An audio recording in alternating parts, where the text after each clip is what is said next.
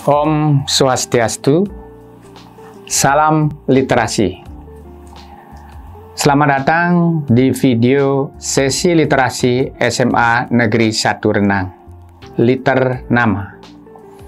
Liter Nama adalah program SMA Negeri 1 Renang berbentuk video yang membahas berbagai macam hal, mulai dari review buku, sharing session, dan lain sebagainya, dalam upaya meningkatkan literasi baik siswa, pendidik, maupun tenaga kependidikan di SMA Negeri 1 Renang. Pada episode perdana ini, Liter Nama diisi oleh saya sendiri, Iwayan Nurase, selaku Kepala SMA Negeri 1 Renang. Mari kita merenung sejenak dengan mendengar sebuah kisah dengan judul Tangan-Tangan Tuhan. Tersebutlah seseorang anak milenial yang berkarakter kritis. Namanya Igede Dursila. Ia tinggal di perumahan yang padat penduduk, yang sering menjadi langganan banjir. Pada suatu hari, komplek perumahan itu kena banjir bandang. Seluruh penghuni perumahan itu diharuskan mengungsi karena hujan deras terus mengguyur wilayah itu. Lokasi perumahan itu memang dekat dengan sungai besar. Sore itu, air sudah mencapai setinggi lutut orang dewasa. Orang-orang sudah berbondong-bondong beranjak mengungsi. Tapi tidak Gede Dursila. Dia tetap berdiri di depan rumahnya yang mulai terendam air. Lalu datanglah Iwayan Atmaja, sahabatnya ketika bersekolah di SD dulu, yang kebetulan tinggal di komplek perumahan itu. "Dek, kamu kok masih diam saja? Yuk kita mengungsi. Air makin tinggi. Bahaya kalau kita tinggal di sini," ajak Yan Atmaja.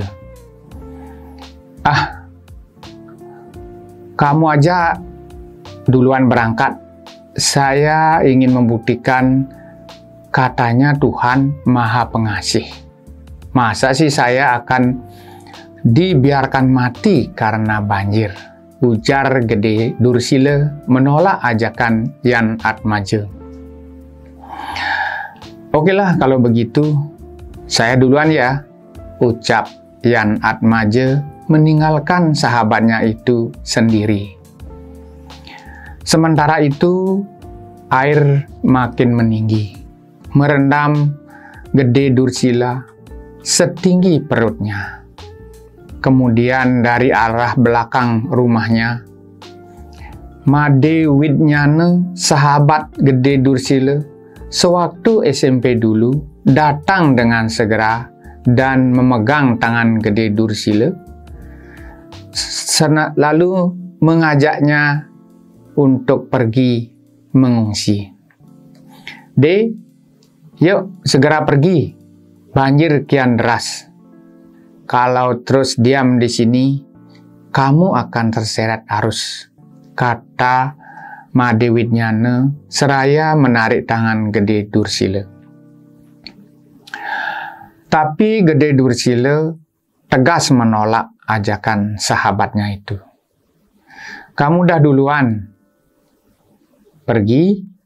Saya di sini ingin membuktikan katanya Tuhan Maha Penolong, Maha Pengasih. Masa sih saya dibiarkan terseret banjir lalu mati?" ujar Dursila kepada Made Widnyana.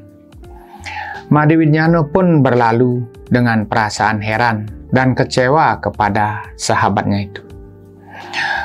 Hujan kian lebat, air segera bertambah tinggi. Kompleks perumahan itu sudah sepi. Tinggal beberapa orang yang tampak menyelamatkan diri dengan barang bawaan sekadarnya. Gede Dursila tetap berdiri dan sudah terendam air setinggi lehernya. Ia tampak sudah mulai menggigil kedinginan. Kemudian, dari ujung jalan, terlihat seorang gadis dan tim SAR menggunakan perahu karet mendekati Gede Dursila. Rupanya, gadis itu bernama Niluh Putri Jayanti, mantan pacar Gede Dursila sewaktu SMA dulu. Gadis yang aktif sebagai relawan kemanusiaan itu heran melihat Gede Dursila yang tidak beranjak mengungsi padahal banjir kian deras.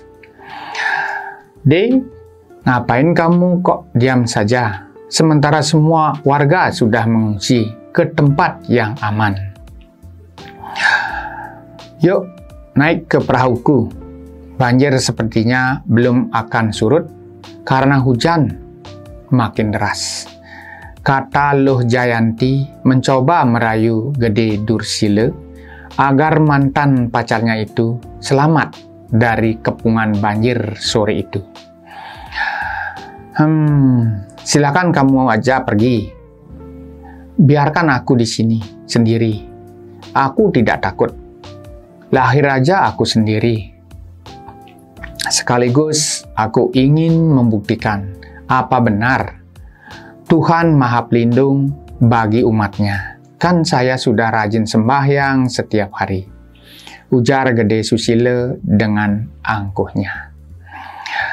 Tapi Luh Jayanti belum juga menyerah, tetap berusaha menyelamatkan mantan pacarnya itu.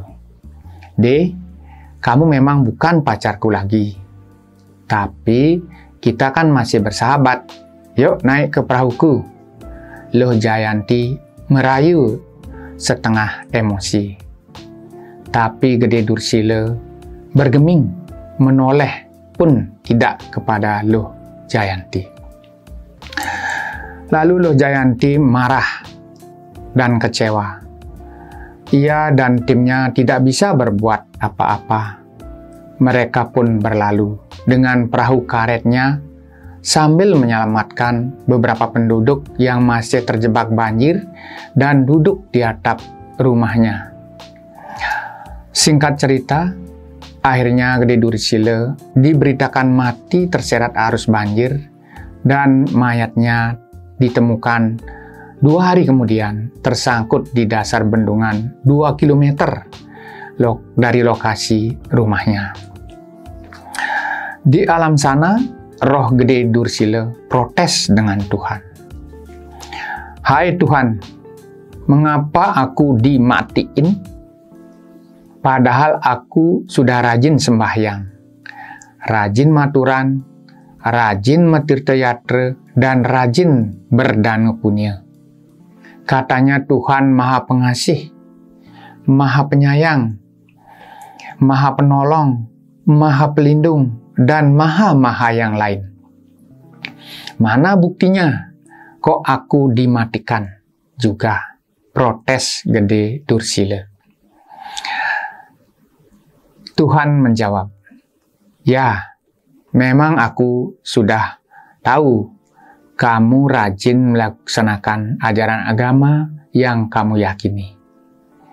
Itu baik sekali, tapi harus dibarengi dengan perilaku rendah hati. Kamu selama ini bersikap ego dan angkuh, mau menang sendiri, tidak mau menerima saran, masukan, apalagi nasihat dari para sahabatmu. Sebenarnya, sebelum kamu mati, tangan-tangan Tuhan yang Maha Pengasih, Maha Penolong, Maha Pelindung sudah bekerja melalui sahabat-sahabatmu itu. Tapi karena keangkuhanmu, ya akibatnya fatal," ucap Tuhan memberi wejangan. Oh, begitu ya. Kini aku harus mati sia-sia di usia muda karena keangkuhanku itu, ujar roh gede Dursila dengan nada menyesal. Nah, moral cerita tersebut adalah buat kita semua, terutama anak-anak, ketika dinasehati sesuatu yang baik oleh orang tua atau wali, guru atau para sahabat, turutilah dengan perasaan tulus dan ikhlas. Jangan belum apa-apa sudah menolak mentah-mentah, apalagi dengan sikap yang angkuh dan sombong. Kata orang bijak, kesombongan atau keangkuhan itu adalah awal dari keruntuhan. Jangan sampai menyesal di kemudian hari, karena penyesalan selalu datang terlambat. Semoga menginspirasi. Om Santi Santi Santi Om.